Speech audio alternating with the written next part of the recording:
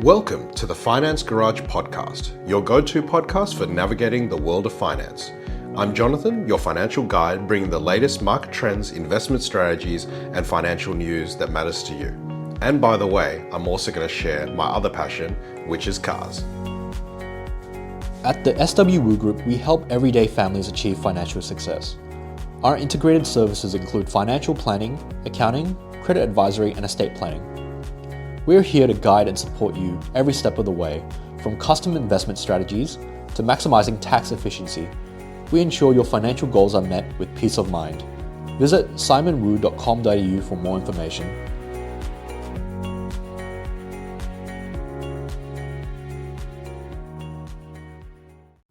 Welcome back to the Finance Garage. As always, I'm Jonathan Wu, Senior Financial Advisor and Principal at the SWU Group. And today, we're diving into a market that's often misunderstood, misrepresented, and frankly, avoided by many Australian investors: China.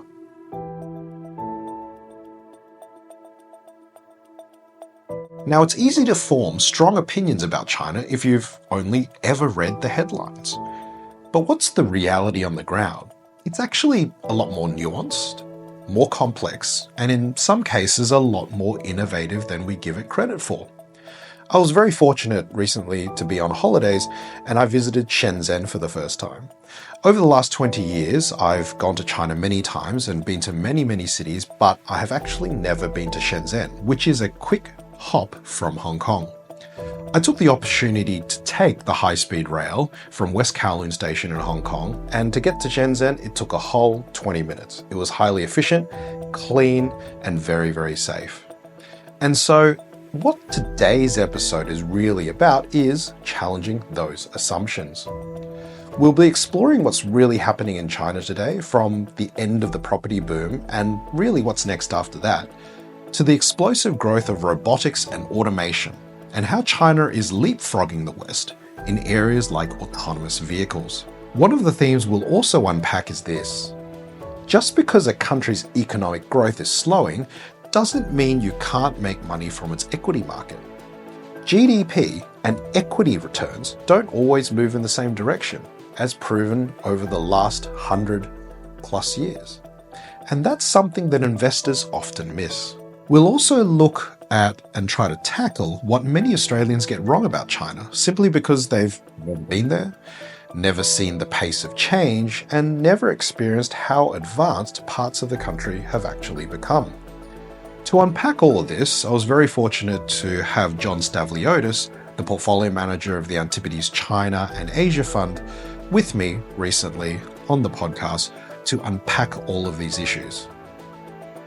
Just a quick reminder to like, subscribe, and follow the Finance Garage podcast on your favorite platform. Right now, we are on Apple Podcasts as well as Spotify. Furthermore, we are now hosting our podcasts on the SWU Group YouTube channel.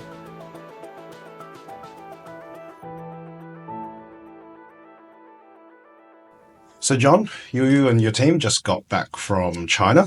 Obviously covered quite a number of cities from Shenzhen, and then one of your other team members, Alice, went to Beijing, Shanghai, Hangzhou. What was your sort of biggest takeaways macro level? Yeah, look, I think it's really that the economy is neither bullish or bearish. So people are still going about their lives in a fairly normal fashion. So a lot of the bearish headlines that you see are not obvious when you're there.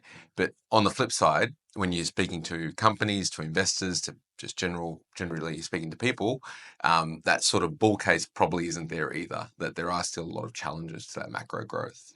Is it people, always talk about savings levels, and they're obviously exceptionally high in China.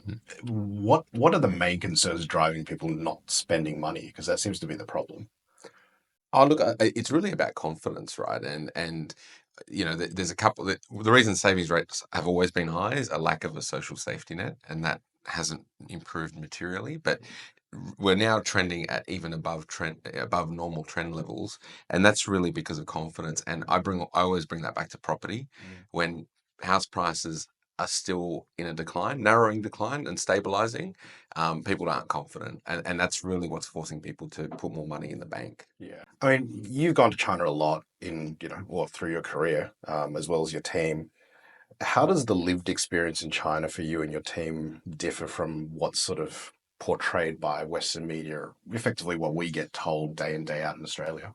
Yeah, look, I think the thing that is obvious is the just development of the economy, right? You'll see a lot more interesting modern services, goods, etc., that you generally won't see in developed countries. From a more, I guess, cycle perspective, near term. I think the one interesting thing is that, tariffs aren't as big as an issue as most people would think in China. They are in certain areas. If you lived in a certain area where it's based on exports, they are suffering, but generally the economy is not, and that's really been the decoupling from the US that's been happening over the last 20 years. Only 15% of exports go to the US. Even if you include indirect, it's probably closer to 20%, which is not going to kill the economy broadly. So people aren't sitting there waiting to hear what Trump says about tariffs, as most people would probably expect. Yes, yes. What surprised you most in this trip in May, either positive or negatively? What was the biggest thing for you? Yeah, the thing that probably hit me in the face most, and I'm like you said, I'm there every 3 to 6 months, was the deflation. I think it's been strong for a long time, but I really saw it on this trip, particularly around food and delivery. I was, and that's these JD Meituan wars that we've sort of heard about, but people were getting teas or coffees delivered to the conference at less than $1. And that's big, the Starbucks downstairs was pretty empty because people were able to do that. So that deflation trend remains very strong, and it was right in your face. What's the implications of that? Because obviously here in Australia or in the rest of the Western world, all we've been dealing with is inflation, right? And we've seen central banks have to react, aggressively, hike rates. China's been the polar opposite of that pretty much through COVID. Yeah. What is the impact for you as an investor viewing a deflationary economy that's structurally in deflation? Yeah, look, deflation's bad for equities, right? Equities uh, do much better when you've got an inflationary environment. So for us, what it means is we're very careful on where we're investing. Particularly in the restaurant space, we've got a minimum. We don't have an exposure to restaurant companies. We're trying to find companies that are getting past that deflation. An example is in the beer space where they've been through that over the last 3 years, but we're seeing signs of stabilization. And then on the flip side, the positive of the deflation is that it gives us confidence that the government can stimulate, because there really doesn't seem like there's a risk that they're going to move into high inflation if they do spend more money, which is what the government will be worried about. So we've talked about this in our recent conversations, as a team, with regards to if it's deflation, there's this concept of a policy put, right? Can you sort of walk the audience through what is a policy put, and have we seen it in the Western world? Yeah, look, the statement of the Fed put is the one that you always hear, where the US Fed always steps in and cuts rates whenever things get tough in the US, right?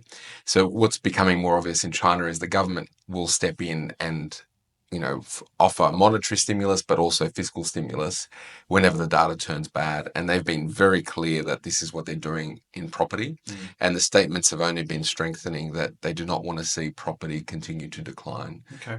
Just last week, Premier League came out again and reiterated that, because some of the property data has started to weaken. And we think that's really important, because it does protect you on the downside and it really offers us as investors opportunities to pick up stocks that become oversold on short-term data points, knowing that the government is going to step in to ensure that the system remains stable. If we look at one of the areas that you looked at in on your trip, you spoke about robotics, AI, automation. What did you see? Because you looked at some pretty cool stuff, and you looked at some stuff that was less cool. Yeah. What was cool? Yes, so I did a couple of days meeting robotics and autonomous driving companies, and my colleague met a number of AI software companies. If I break it down, robotics was pretty underwhelming.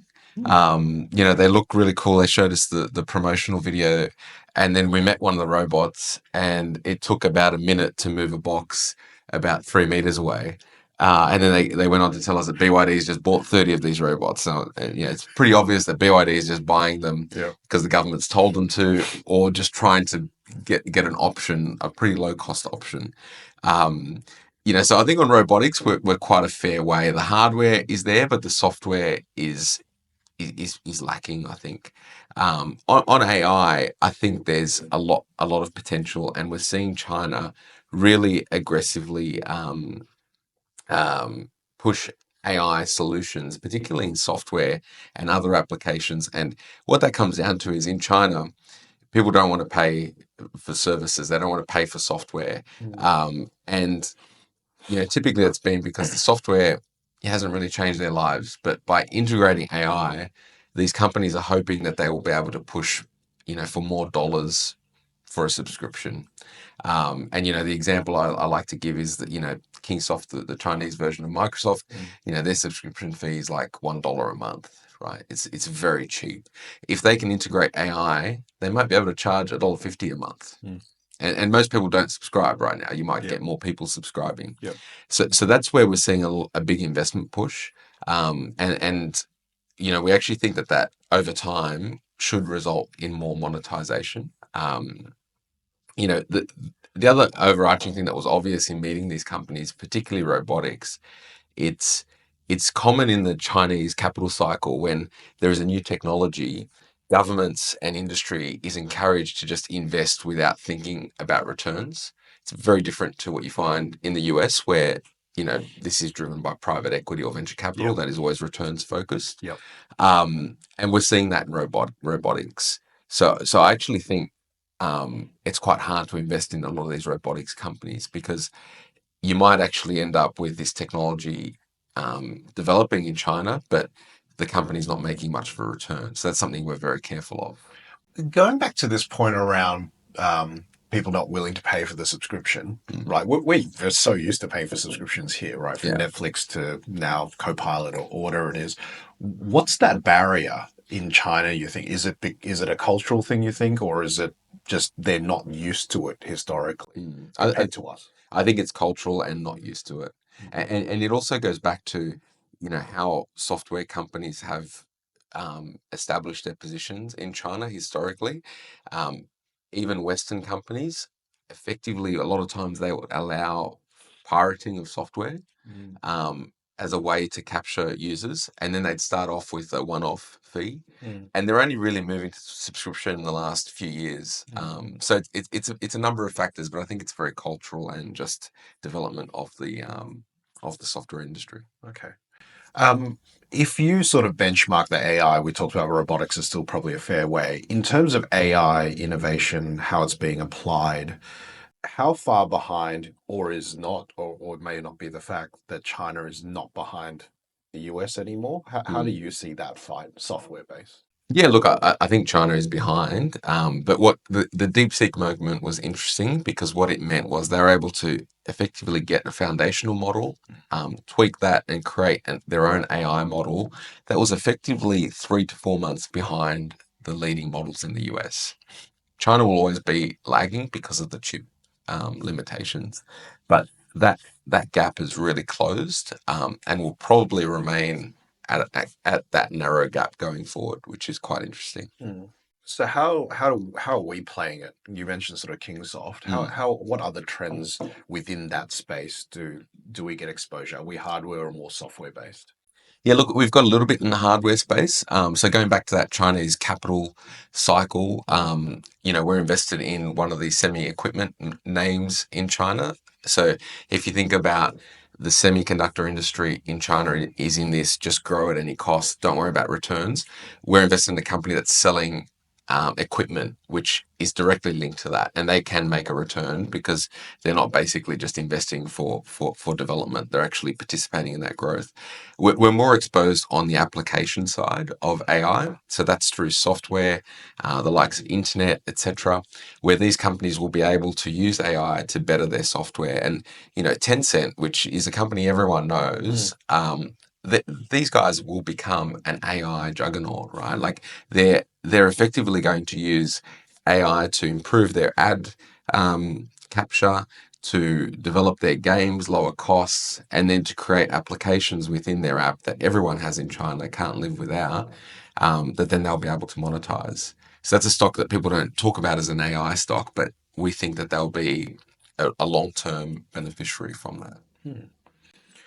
Let's move on and talk about autonomous EVs and also China's mobility revolution, let's call it.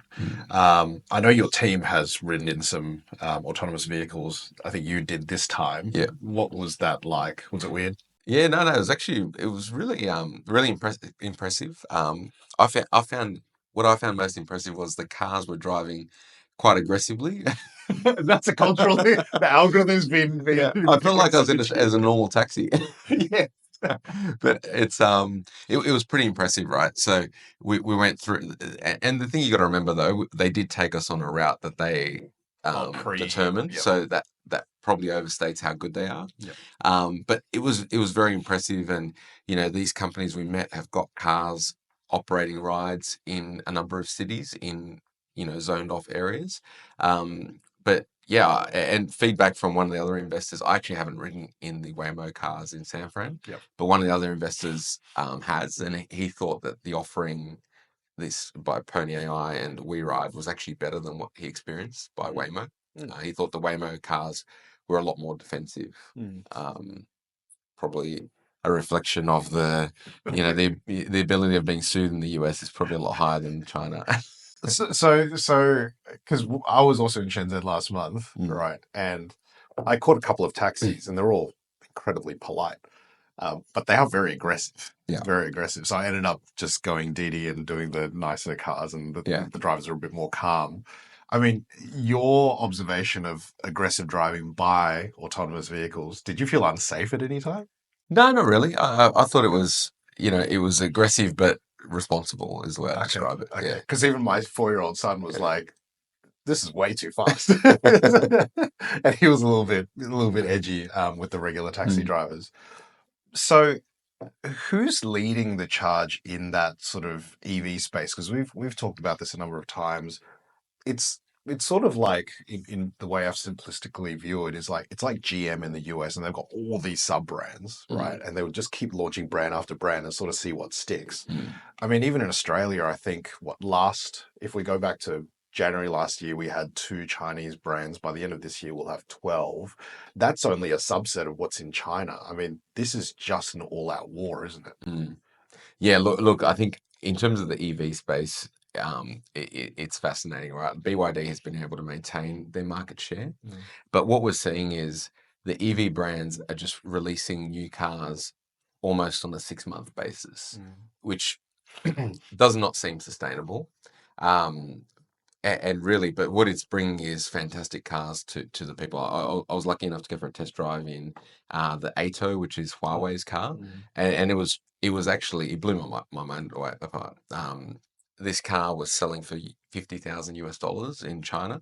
They sell in the Middle East for 100,000, so premium offshore, which is quite expensive. But it was kind of like the big what do they call it? GLS Mercedes Yep. 4-wheel drive with every option you can imagine. A fantastic autonomous driving capability, still level 2, but very very interesting. And just very high quality. So on the Chinese EV space, we still think it's going to be super competitive. We're seeing discounting emerge again, and we're quite cautious on investing in the EV brands.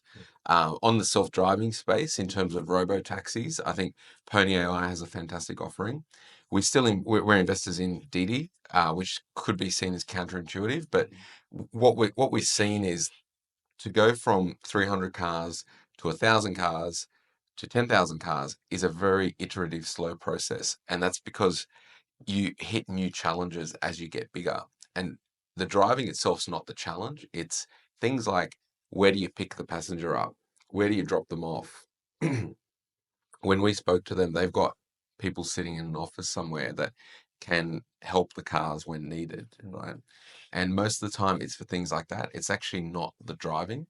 And that becomes harder as you get more customers. So our view is that Didi having that captured platform, you were there in Shenzhen, a car pops up in 10 seconds. It's amazing how quick they'll pop up. Yeah. If you can integrate with that platform, you will have something that has a huge barrier to entry. So we think, Didi's creating their own self-driving cars. They're lagging Pony AI, but we think they'll either catch up or partner with them, and they'll have a huge barrier to entry at some point in the future. So that's how we're playing that self-driving rider business. For those people that haven't heard of Didi, Didi's actually available in Australia. It is the Uber of China. And, privately, I would use Didi because it's 20 to 25% cheaper than an Uber ride. And funnily enough, if you actually sit in an Uber car, they'll actually have two mobile phones. Yeah.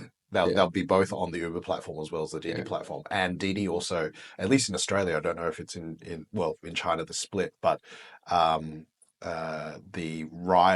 driver keeps 80% versus Uber, I think, is 70% of the fare. Yeah. So that is quite a very, very interesting company.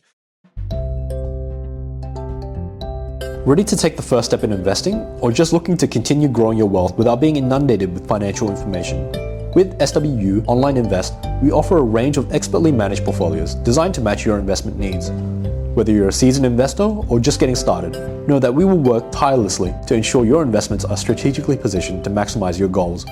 Visit swuonlineinvest.com.au today.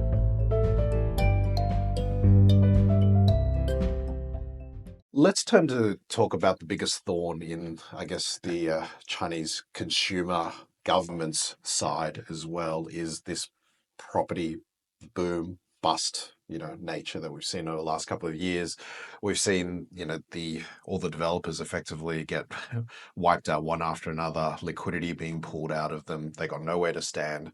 You got projects that, were at the risk of not being complete. Property is ultimately a core part of the Chinese economy, and probably a core part even in Australia, really. Yeah. Has that cycle, is this the end of China property broadly? Because that's how it's being masqueraded, at least in the Western world. Yeah, look, I think there's two ways to answer it. From, if you're a resources analyst, I'd probably say it is, as in it's not coming back, and it's not going to be the driver of global resources the way it used to be.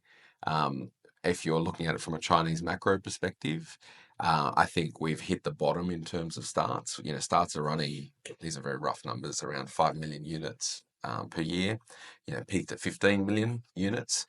We think natural demand is around 8 million. And sales are still running at that 7 or so million, right? Because they're effectively working through the inventory. So we think starts will recover back to that 7 to 8 as the inventory gets worked through. So in terms of, is it over? It's not over from a macro perspective, but it will no longer be a driver of the economy. The way that used to be played was the government had a policy put on the property market, right? Every time that a developer gets in trouble, they get bailed out. So it was like easy money. How do you think government policy could shift the consumer sentiment? Because if property prices don't recover, people don't really want to buy. But then you can't have a policy stance that is so expansionary that we saw in the last 2 decades where stuff gets out of control again. Can you sort of see a path forward as to how they're going to restore back natural demand and supply? Yeah, look, I think that's the challenge, right? They're trying to put a floor on property, which is what the public policy stance is, and particularly around pricing, but not create another bubble. And that's the challenge that they're trying to orchestrate, right? I guess how they do that, and when you go deeper into the policy, what they're trying to do is clear the inventory. So if you clear the inventory, you will then create a more natural supply and demand environment, and you allow pricing to go up. So, if you look at tier 1 cities where the inventory problem wasn't as bad and there's limited land supply, that effectively is now, the excess inventory is being cleared and pricing has started to go up.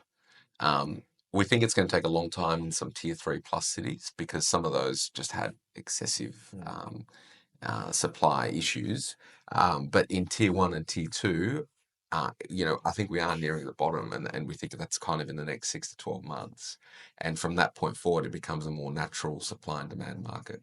I think it would also be fair to say that the upper end, so not the mass market sort of property, but the upper end luxury, there's always going to be a market for that. There's always going to be private developers that would develop in that space because rich people will always be rich. It's what I call the Bentley theory, right? Yeah. You could have a GFC, Bentley sales will still be broadly okay because they're so expensive. Yeah. So is this in China? Is that still the case? There is a place for private developers. Look, I think there will be a place, but their share will significantly decline. SOE developers used to have sort of 20 to 30% share. It's now running at 50 to 60, and we think that will continue to go up. That's one of the case that we own, colleague China Overseas Land, right? They had 9% share of top 100 developer sales last year. They used to have 3% about 5 years earlier, or 3 years earlier.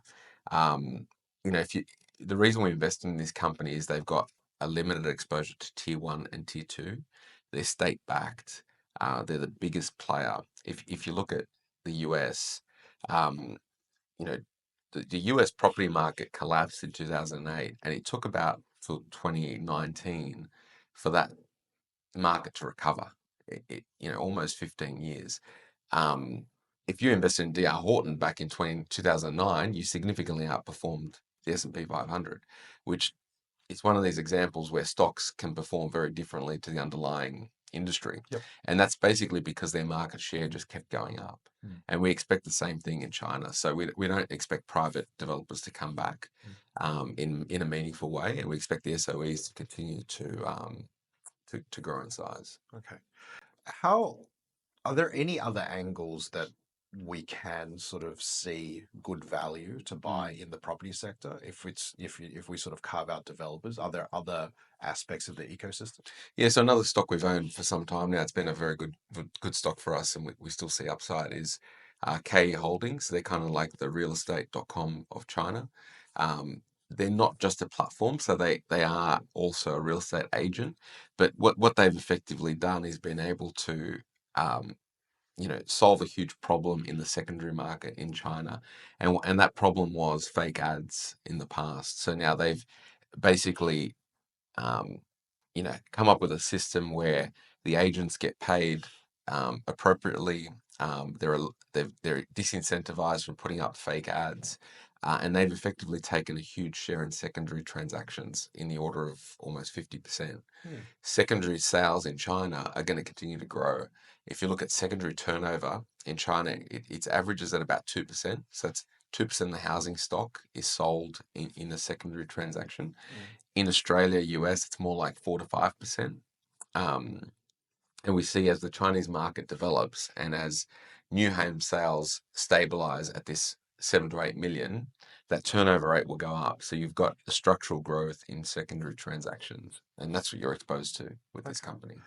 Just to pick up that point for our audience, this concept or this issue of fake ads. See, we don't have fake ads in Australia with regards to property, and that's a structural issue. Can you sort of explain when you sell a property in China, this issue around non-exclusivity? Yeah, exactly right. So Australia, the reason realestate.com and real estate agents are so rich is because we've got this exclusivity embedded in our property sale contracts. So once an agent is appointed, they will collect that fee, full stop. That doesn't exist in China, doesn't exist in the US, many other markets. And what that means is everyone is fighting to get transactions, especially in China. So what might happen is they'll put up fake ads. So then someone clicks on it and they say, oh, actually we don't actually have that property, but I've got this one. And then what will happen is the selling agent will then try to steal the fee off them when the transaction happens, right? So this was the problem that Baker was able to solve. Yeah. And so what type of market share does Baker or KE Holdings have in sort of that secondary space? That's around 50%. It's around 50%. Yeah. Okay. And so what the rest of it is sort of fragmented, it's just cowboy agents, sort of style. So many investors have this, I guess, concept whereby they think that GDP growth or high GDP growth equals high returns. And, if we look over history, there's obviously flaws in that logic. And we look at, even from an Australian context, that there are periods where Aussie GDP growth is weaker or stronger, but it doesn't change our stance towards investing in Aussie equities. But people looking at offshore, they try to find these simple conclusions to help them make asset allocation decisions. And so, John, to the key question here is, can investors still make money in China with a slow growth profile? It's no longer 10, 11, 12 back in the, before 2010, and now it's sort of 5, 6. Yeah. Yeah, no, there's a couple of things to talk about. I guess why hasn't GDP growth translated to equity returns in China? There's two things. One is the starting valuation. On that prospect of growth, valuations were extremely high, which that's normalized over an extended period.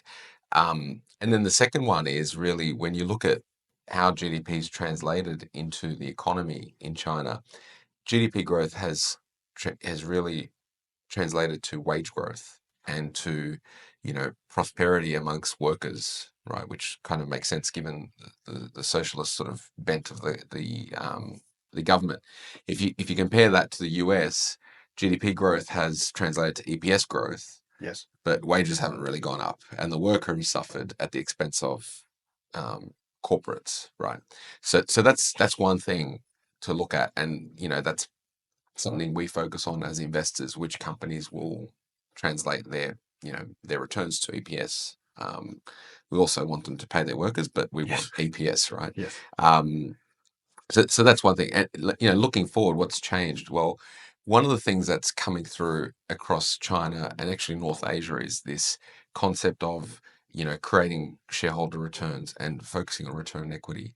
It started in China with SOE reform, where SOEs are now told to focus on return on equity rather than just hiring people. So looking forward, we're actually seeing a lot more companies that are now distributing profits rather than just plowing into low returning projects, and also focusing on return on capital. And they're the companies that we're trying to find, and we think those companies will perform better through the cycle, despite if GDP growth is 4 rather than 6.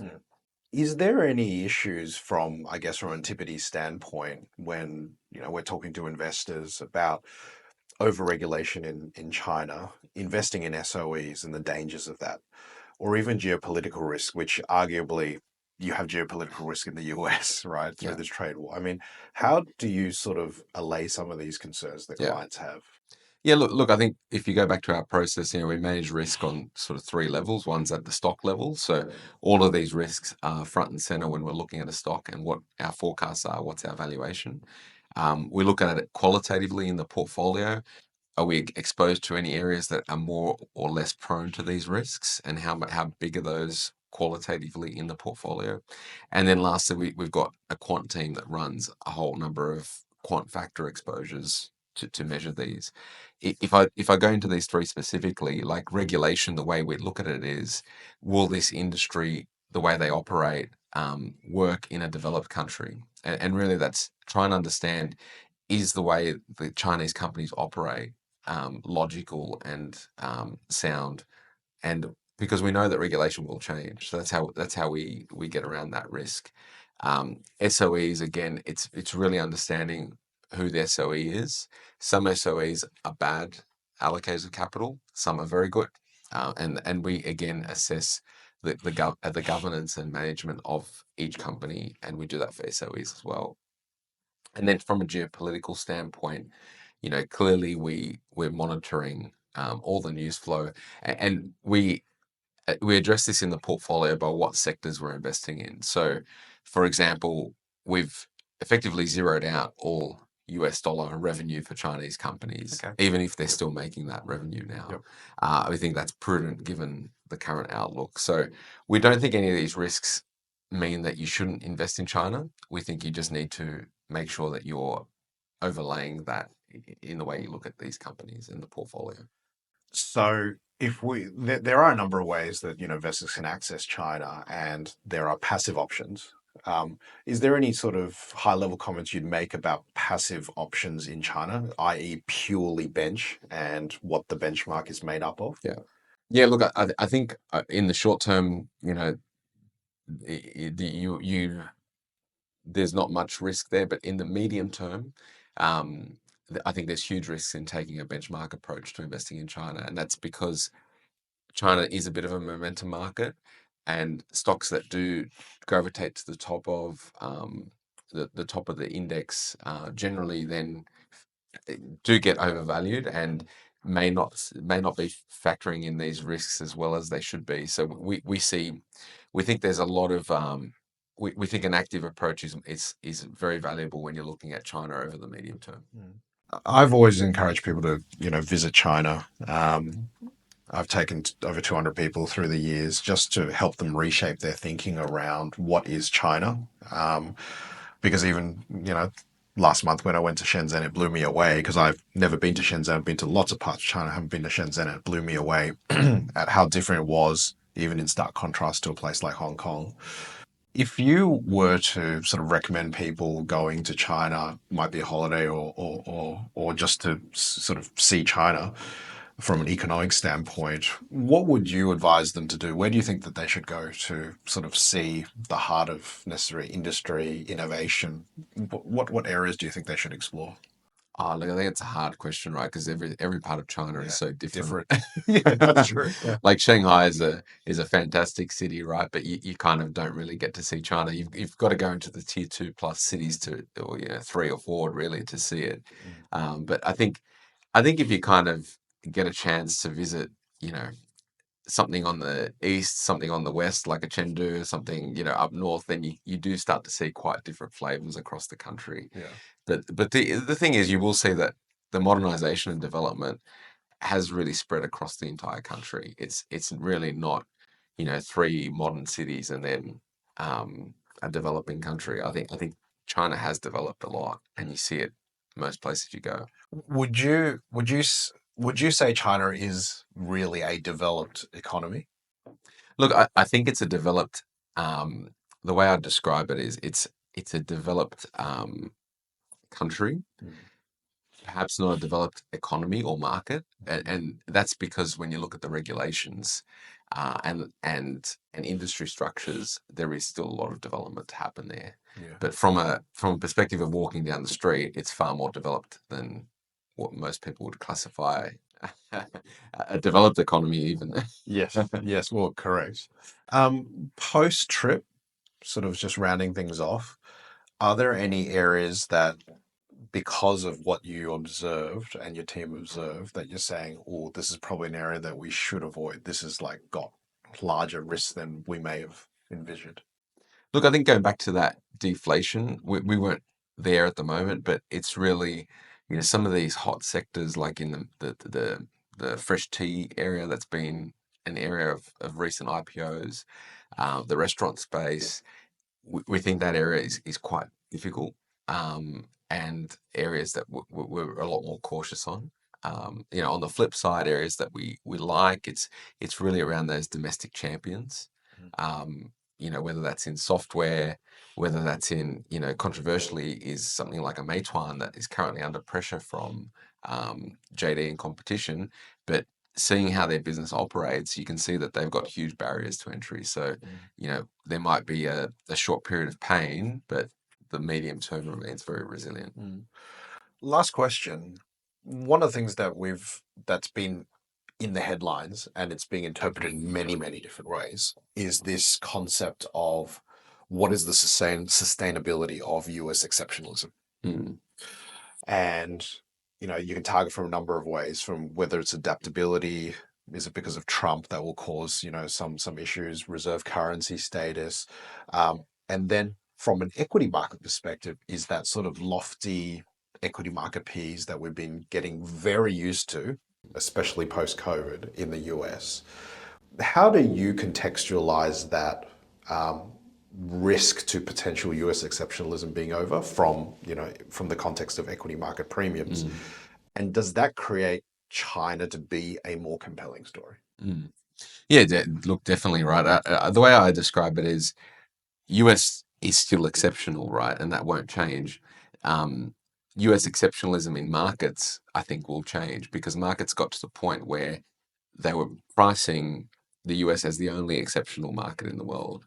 And the if you look at the market cap of the Mag 7, I think was peaked at almost 2.3 times the market cap of total MSCI emerging markets. Wow. So and that's the emerging markets index, which doesn't include all of China and all that stuff, but it just shows you how concentrated everyone got. So if you get this scenario where growth is a little bit more, I guess, is not as concentrated, there's a huge amount of money that could flow to the rest of the world. I think China is certainly a beneficiary. If you look at really the other areas that have access to this growth, to this investment technology, China is really number two behind the US, right?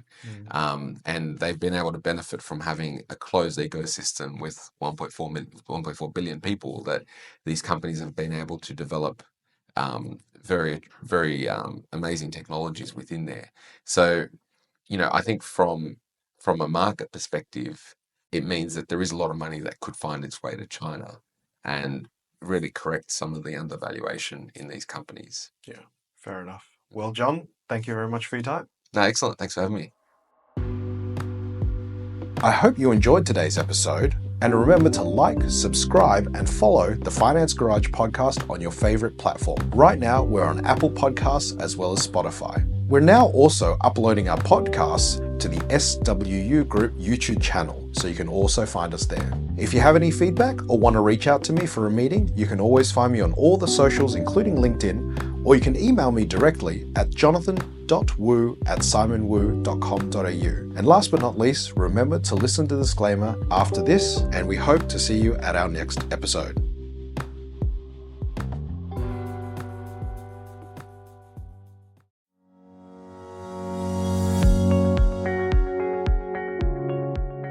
This podcast is not financial product advice and is intended to provide information only. It does not take into account the investment objectives, financial situation, or needs of any person. You should assess whether the information is appropriate for you and consider talking to a financial advisor before making any investment decisions. Any investment examples are for illustrative purposes only. The information is taken from sources which are believed to be accurate, but Simon Wu, Jonathan Wu, SWU Financial Planning, and Personal Financial Services Limited accept no liability of any kind to any person who relies on the information contained in the podcast. Unless expressly stated, none of the information should be taken as a recommendation. For more information, please visit www.simonwu.com.au.